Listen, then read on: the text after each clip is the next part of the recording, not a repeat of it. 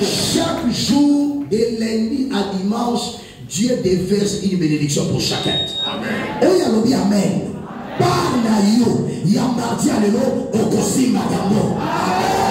Amen, les amis. Oh, y'a amen, qu'on est avancé d'ailleurs.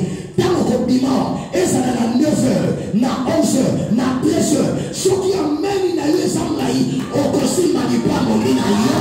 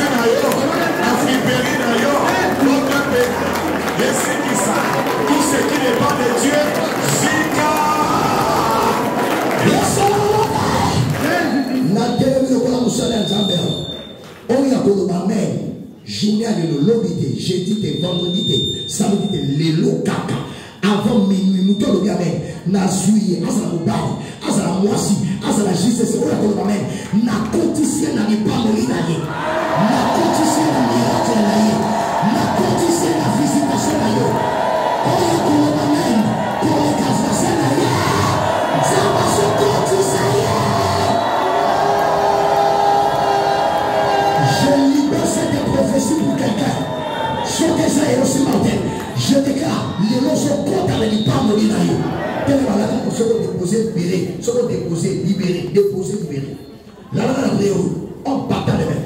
Papa qui est, chaque jour ne se ressemble pas. Même la Bible dit, à chaque jour suffit sa peine. Chaque jour a sa grâce. Moutouma Sawa, ma continue d'aller au western de lois. Moutouma Sawa, à cause de Airtel Money, à cause de M-Pesa, à cause de Orange Money miracle. Amen, il a raison, il m'a bondi. La loi a prié où? Ce qu'on déposé, libéré au terre. Évidemment, il y a qui m'a beaucoup, qui m'a mal. Mais pas là! Le terre, il a dit qui m'a mal. Courez, on est comme ça d'ailleurs. Mais pas là! Déclaration est dans la moto. Nation qui m'a mal. Par la foi. La continue à l'y pardonner.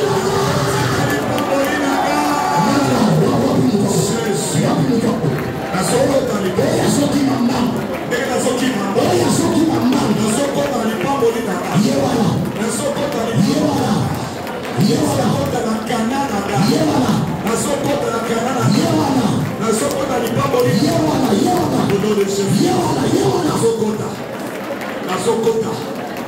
Nasokota n'est pas poli là. Oso loba. Oso bakisana maboko te mama.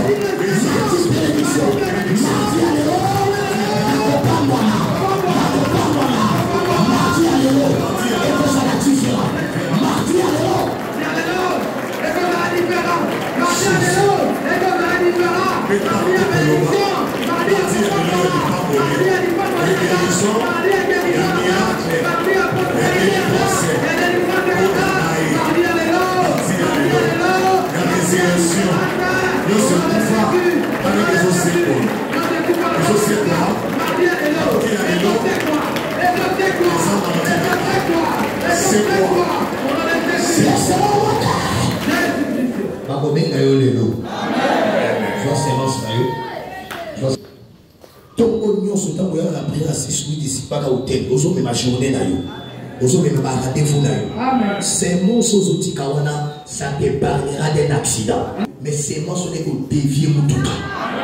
Et amen, on est ayotés. On est amen, on c'est ça. Et pour dévier mon tout cas. Basali programme journal de l'eau, moi la nouvelle si ma courant koufa. Oui, on dit amen, Zamba logo ni moi la nouvelle koufa. Pesa bana no semence. Pesa moi dans la casa de 2 ans, si c'est semence. Tomola tomola. Pesa moi no semence, pesa bédo semence. On te ça si bon on déposer au longwe. Tomola. Loba mardi alelo. Banga tomola semence, tomola loka boba. Tomola. Loba mardi alelo. Osbala matoi. Oyo kaka. Yoka mongo na ngai. Na pression mitindo. Journée à l'élo, na koku fate, na kosan accidenté. Kaka bakasi mardi à l'élo. Aucun malheur ne va arriver. Mardi à l'élo. Maladie mon côté. AVC mon côté. Dégradation d'amour.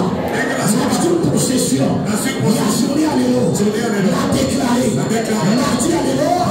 Mardi béni. Mardi délivrance. Mardi miracle. Mardi révélation. Au nom de Jésus. Déposez Kenny. Beaucoup de colo. Deuxième service. Beaucoup de colo. My God. Joseph est choisi de Dieu. Papa Guilain. Mais le choix de Dieu amène l'adversité. Choix de maman. Les choix de Dieu amènent l'adversité. Les choix de Dieu, et même Banguna. Mais quelque chose Banguna, il y a Maboke de Kamutu. Nzamba Bonayo. Nzamba Sala programme, ami papa ya matadi, maman ya matadi, Jesus ya matadi, à cause de la Moutounene. Voici mon programme pour lui. Mais parallèlement, papa Josué, le diable a mené un autre programme. Un programme parallèle. Mais il a oublié. La Bible déclare, cela ne s'accomplira pas, cela n'aura pas lieu. La prière,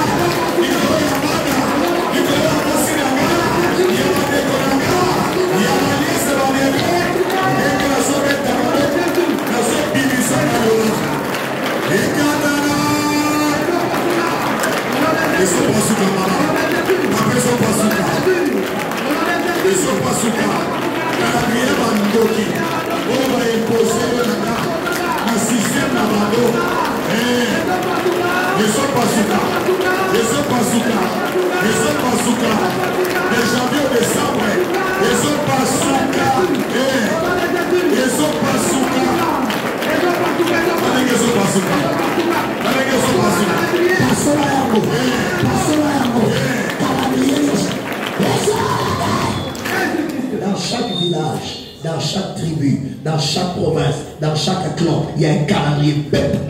Tout à bateau. Le calendrier de son. Il y a du bon calendrier. Côté à mon maman, côté à mon tata. Calendrier. Il y a stérilité, il y a blocage, il y a limitation, il y a mort précoce. Nation sauvée et Masoka.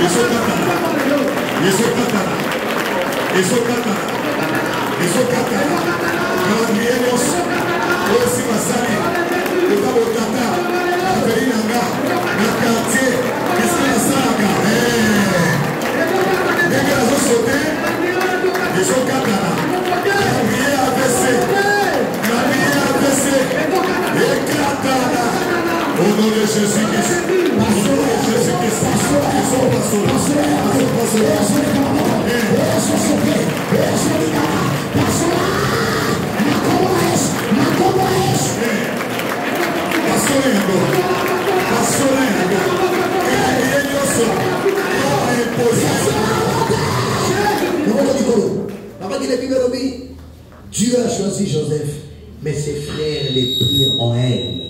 Même quand elle a dit petit, les premiers ennemis, ce n'est pas au travail, ce n'est pas au quartier, la maison de ton père. Amen.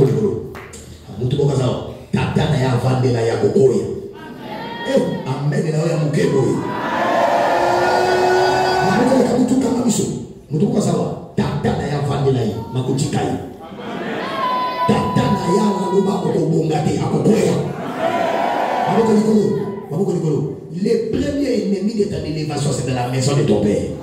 C'est dans ta famille. Il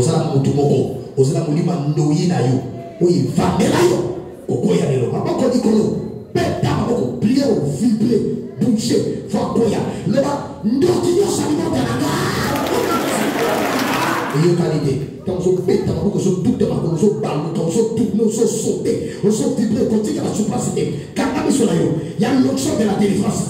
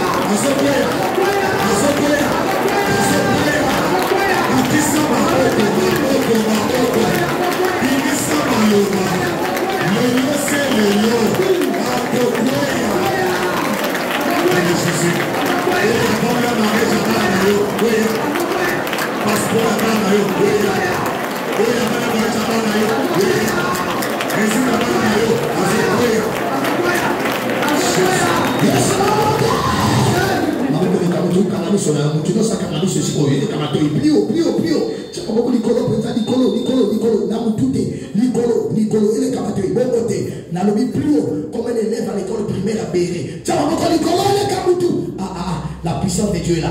Tant qu'on ganga, ganga qu'on est capable de faire, sauter nigala, ganga, nigisa mamoto, nigisa msoto, no mandoki nyaso. Mamoko te, mamoko nikolo. Et le capable de oh my God. Papa dit l'onction de Dieu ici m'a libéré. Mama, ya ye kamara bouche. Oh my God, c'est dire Simba, maman, Simba. La puissance de Dieu. Simba, l'envoyer une étoile. Oh my God.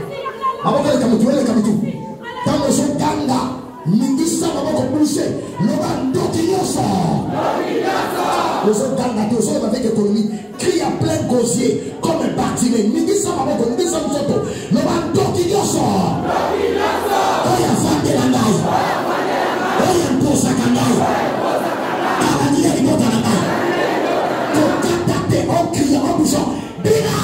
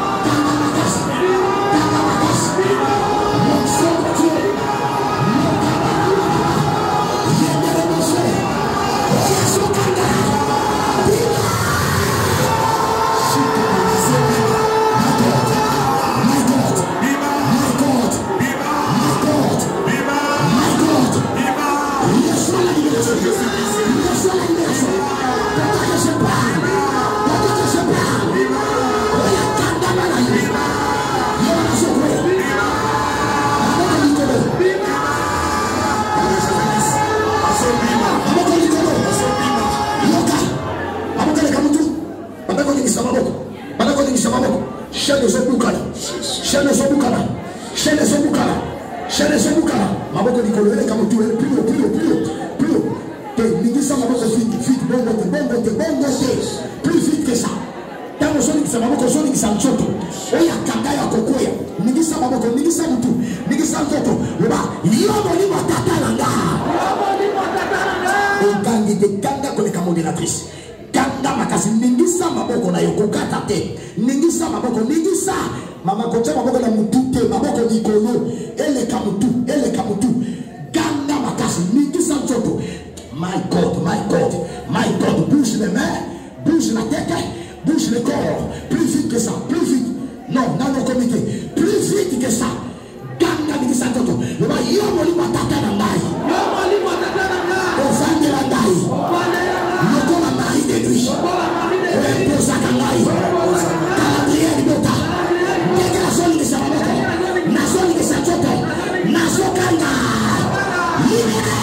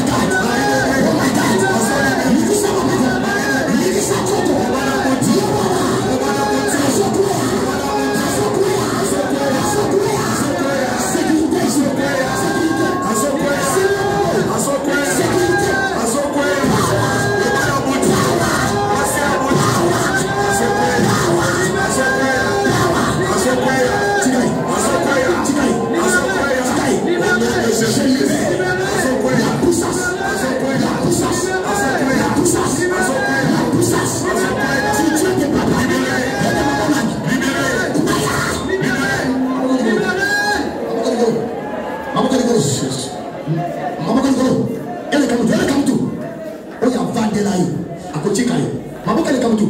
Maintenant qu'on dit ça, chez les boucana. Alors que tu bouges les mains. Plus haut, plus haut. Au tu vas voir que l'on signe dans banda. Au son dit ça, que chez les boucana. Nada femme là. On impose à caillou. Calendrier à l'ibota. Plus haut, dans la vie plus haut que ça. Yambalo. Oya ko sauter, oya kanda ya ko tikai, ko kata te mama ko liko, le ba ndoki no sa libota na ngai. Ndoki no sa libota na ngai. Kanda crier, celui qui est dans la détresse il ne parle pas, il crie, crie plus fort que ton voisin. Le ba ndoki no sa libota na ngai. Ndoki no sa libota na ngai. Oya imposa kandai. Oya imposa kandai. Calendrier ya libota. Calendrier ya libota. Na tue mama ko liko. Na so ni sa mama ko. Na so kanda. Na so sauter. Na so sauter.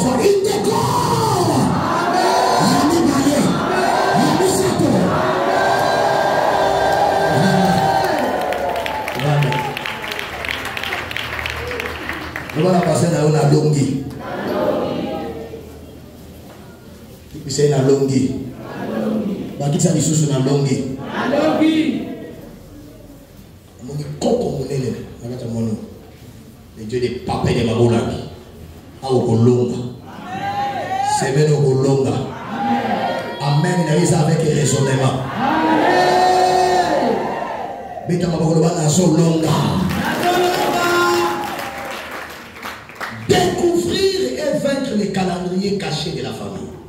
Tu dois le découvrir. Je dois découvrir. Yoka, nous ne sommes pas un ministère des ignorants. Non. Ici, c'est un ministère des gens qui connaissent et qui doivent découvrir. Le Amen. Le Amen. Le Amen.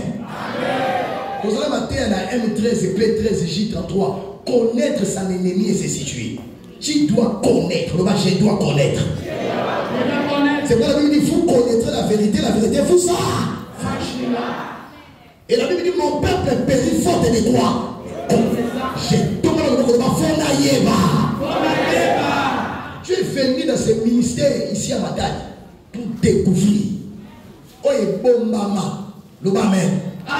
Et ça, la révélation aussi au soir. Mais dans ce séminaire, on a qu'on m'amène à la cache. On qu'on soit révélation dans nos soins.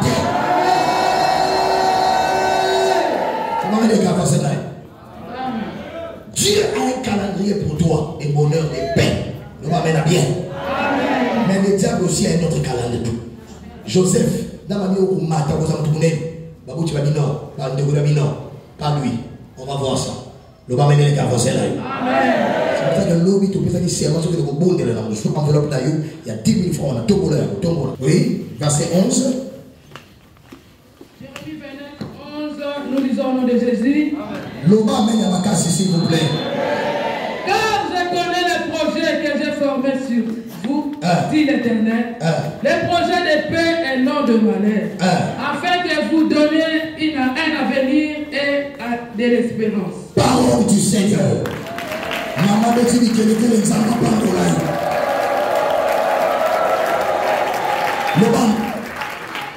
dans les plans de Dieu, les plans de Dieu. Répétez les choses comme elle élève, le plan de Dieu. Dans le calendrier de Dieu, il n'y a que des projets de bonheur pour toi. Amen. Avant que tu la masse informe dans les maman Nayo, Nzamba Sachaki calendrier, planification, programme bien aimé, à court, à moyen, à long terme. Mon fils, ma fille, voici ce qu'il sera. Il sera grand, il réussira, il grandira, il sera ceci. Voilà le parcours, voilà là où il ira. À Kotanga, à Kobala, à Kobotabala, à Kotonga, à Kosalabal santé, à conquérir, Mokini Mobimba, le Mamene de Kaya Fasenayo. Moi, dans la Kokonza, à Kosalabo Konzi, à employer 300 personnes pour foutre à Baro. Moi, dans la Kosalabo Nene, à soutenir Moussala Nzambe dans ma date. Et dans la main, il avait avec économie. Moi, dans la Kosalabo Nene, les premiers, lauréats, la Béré, partout. Voilà le plan merveilleux pour toi. Le plan merveilleux pour toi, c'est que tu sois en bonne santé. On ne va pas lire ça. 3 Jean 2, le verset 1. La Bible déclare 3 Jean 1, le verset 2. La Bible dit bien aimé, je souhaite que tu prospères à tous égards, que tu sois en bonne santé, qu'on prospère l'état de ton. L'état de ton âme. C'est ça le plan merveilleux, le calendrier, les programmes de Dieu. Ça veut dire quoi? Situation où ils vivre, il y a ma paix. Où ils répètent, où ils ont daka, où ils résistent, et sa volonté, il y a Nzambe. La situation de pauvreté, de précarité, de disette, où ils vivent, ce n'est pas le calendrier de Dieu. Dieu lui-même connaît. Non, Dieu ne connaît pas ça. Volonté à Moutoumokoboué.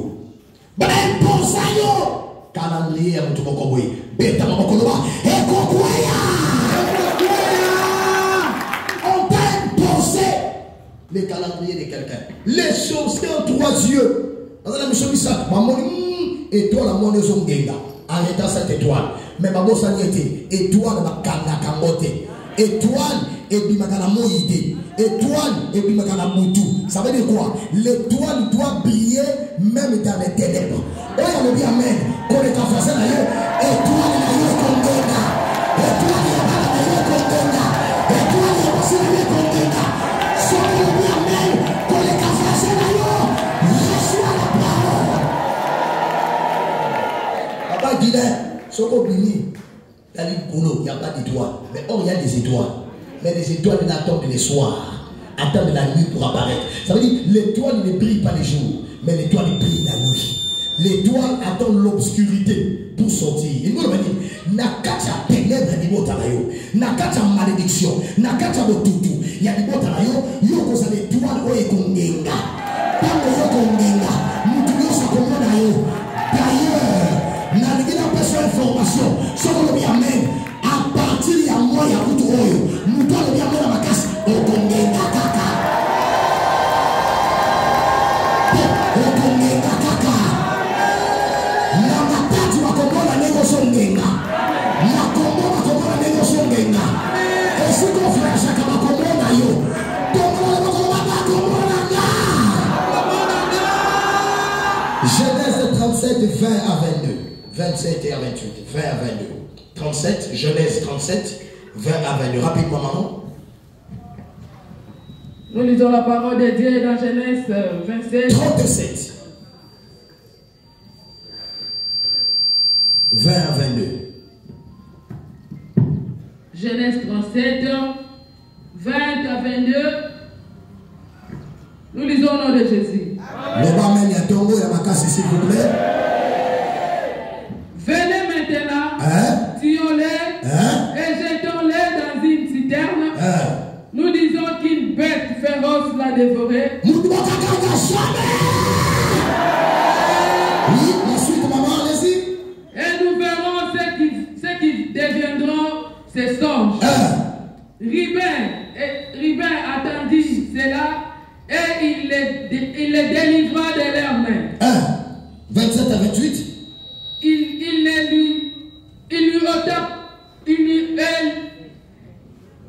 dit, ne lui ôtez pas la vie. Ribin leur dit, ne répandez point les sang. Jetez-les dans les citernes qui est au désert et ne mettez pas la main sur lui. Verset 28. Verset 28, papa, allez-y. Venez, vendons-les aux Ismaélites. Oui. Et ne mettons pas la main sur lui. Car il est notre frère, notre chair. Et ses frères l'écoutaient. Oui, verset 36. 36. Oui. Les Magadites les vendus en Égypte à Potiphar, officier de Pharaon, chef de garde, parole du Seigneur.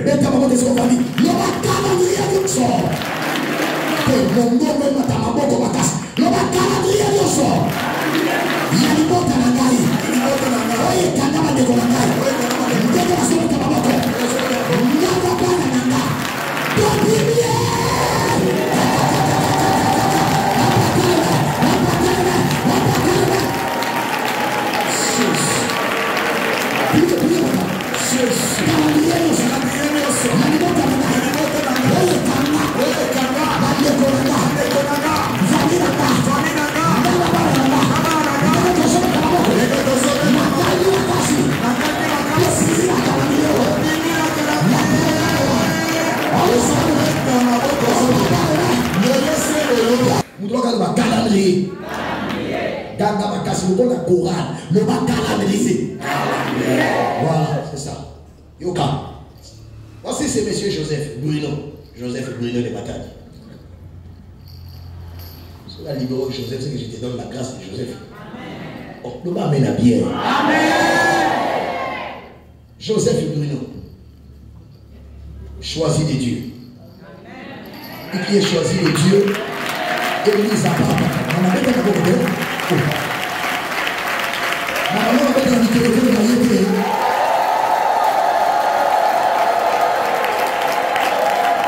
Joseph Bruno, choisi de Dieu.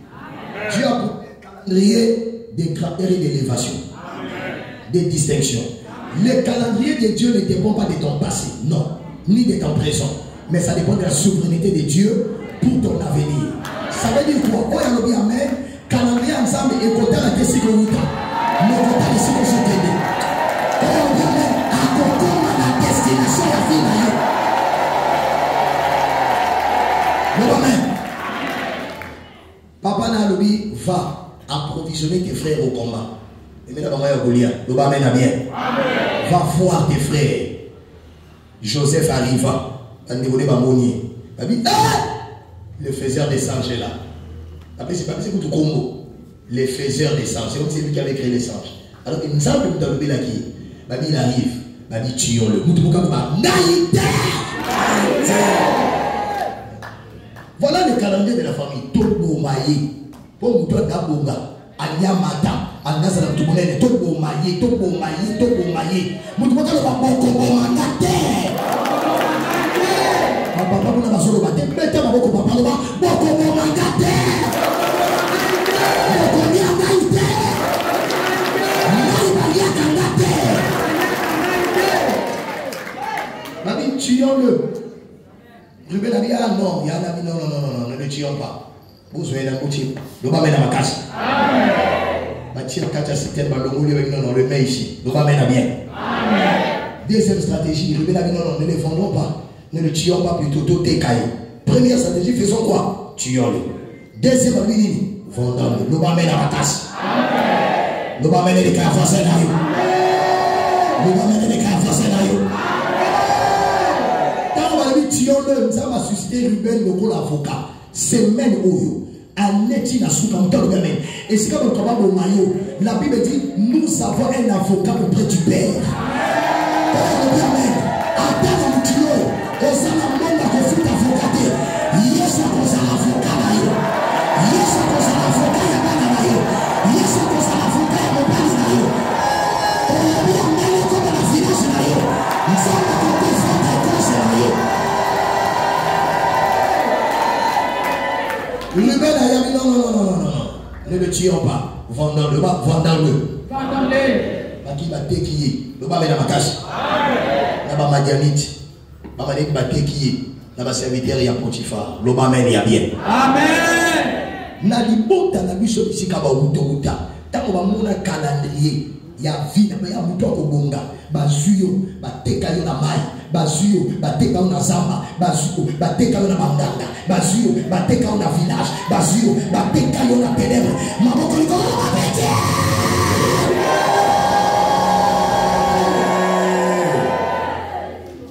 Basukuti est là-bas, papa qui est. La Bible dit la tunique de plusieurs couleurs de Joseph. Balomo liango. Batie Makina, Bambéni Patata na Bango, Bami voilà la représentation. Joseph est mort. Oh, Joseph n'était pas mort. Les frères de Joseph avaient oublié. Vous avez enlevé l'habit physique de Joseph, mais vous n'enlèverez pas le manteau de gloire. Vous n'enlèverez pas la révélation. Vous n'enlèverez pas la bénédiction. Je vais dire à quelqu'un, oh, le Bazoua ya Mosuni, mais à mon limo, et sa katinayo. Ataba Kanayo.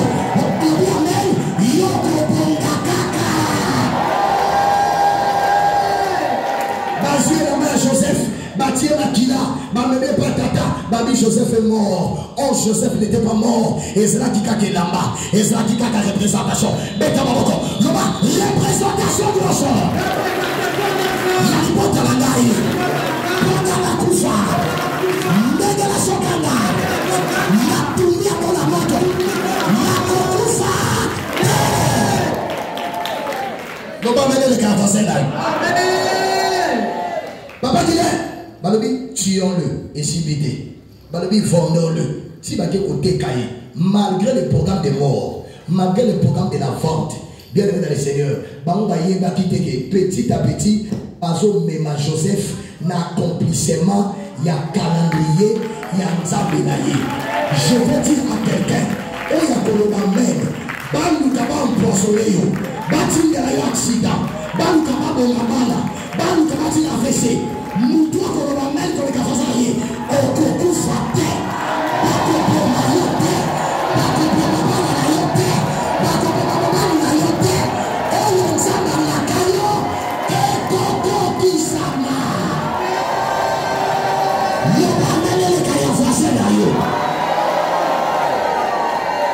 Papa Kondo, notre grand-père paternel, pour comme un bourgmestre, pour comme ma mère, a eu agenda, maman.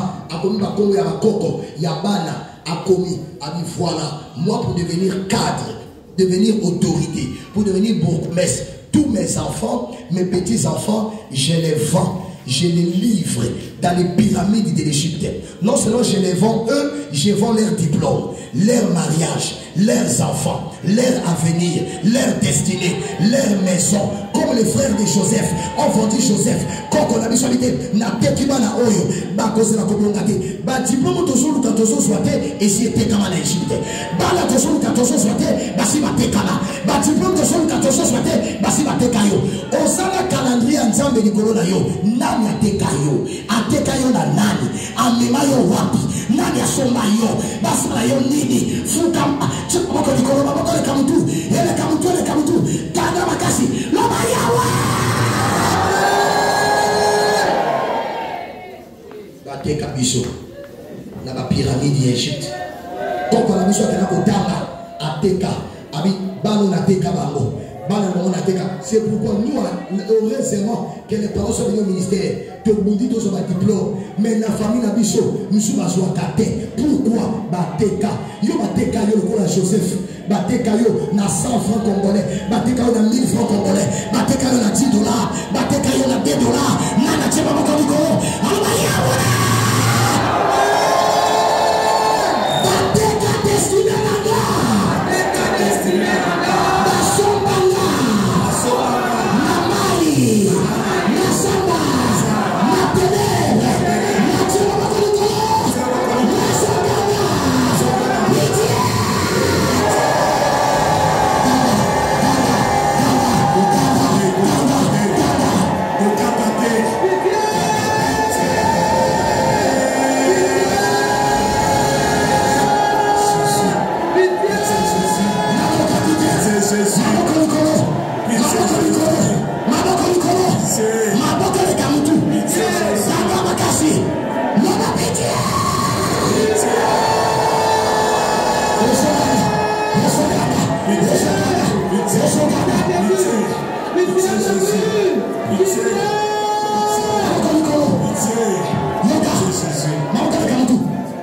j'ai l'âge de 8 ans. À l'âge de 8 ans, na l'autre kakaka, na en Égypte. Physiquement, na la pyramide, mais physiquement, na komaté. Pourquoi? Koko na biso, ateka biso, aba bango na bozalakuna. Vina Marokuna, nous sommes na Congo, mais vina Égypte. Nous sommes na Congo, bâtiment en Égypte. Nous sommes na Congo, mariage en Égypte. Oh, ya tient ma Congo,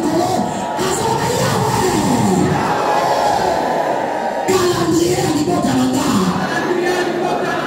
Eteka Libananga. Eteka Bananga. Eteka Yoseanga. Nokoma Bateka Joseph. Natien ma Congo.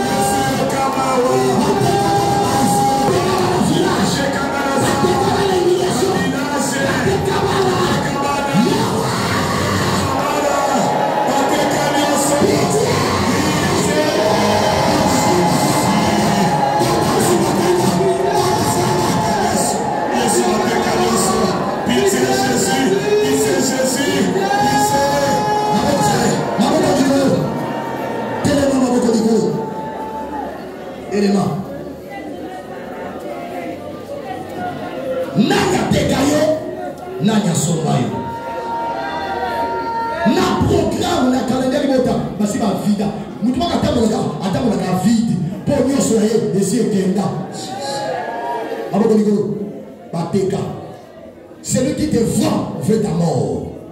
Celui qui te vend veut ta destruction. Maboko Nikolo. Osala mwana na yo, mais basi bateka mayele na ye. Batika na yo mwana tono vide. Maboko Nikolo.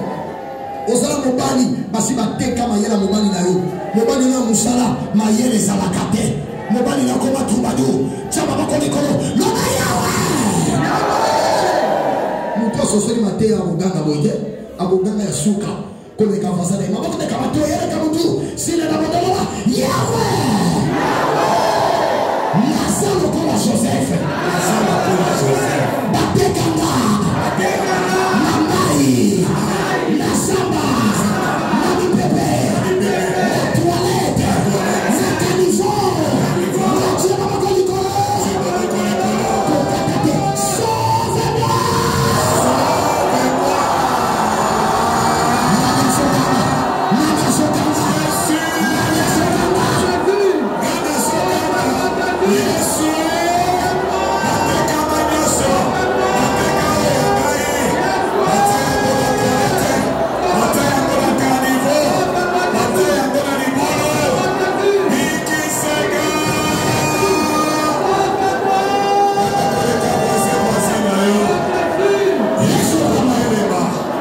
Merci Seigneur Jésus.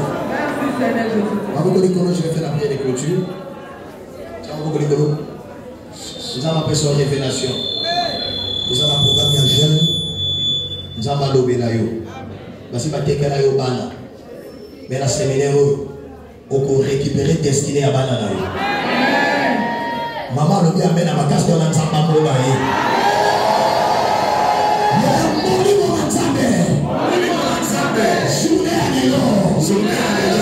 Pesa révélation. Lobelangai.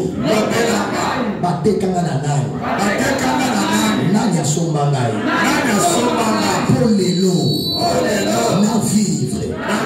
Calendrier. Nalibota na ngai. Tu vas rentrer dans un nouveau calendrier. Tu plans merveille de Dieu pour toi. Il y a une personne à révélation.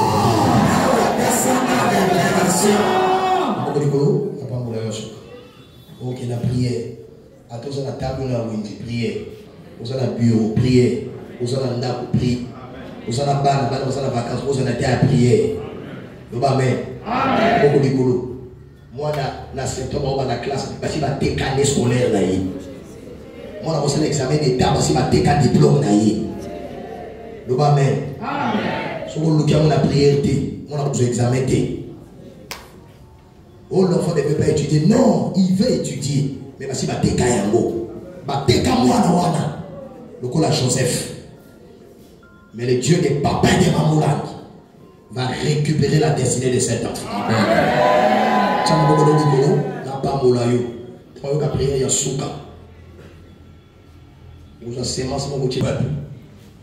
J'ai béni la chemin de retour. J'ai béni ses enveloppes. À la maison, ils vont aller au bureau, ils vont aller au travail, ils vont aller dans les activités. Donne à chacun la révélation. Où on les a vendus? Auprès de qui on les a vendus? Qui les a vendus? On a vendu Joseph 2 fois. D'abord chez les Madianites, et les Madianites l'ont vendu aux serviteurs de Potiphar. Mais je sais une chose, quel que soit là où on nous a vendus, à travers ton sang, tu es de nous racheter. Seigneur, je bénis ton peuple. Je bénis ses enveloppes. Je bénis leurs journées. Je bénis toutes semences qu'ils mettront sur le terre afin de clôturer cette prière. Dans le nom de Jésus, nous avons ainsi prié avec action de grâce et nous disons Amen.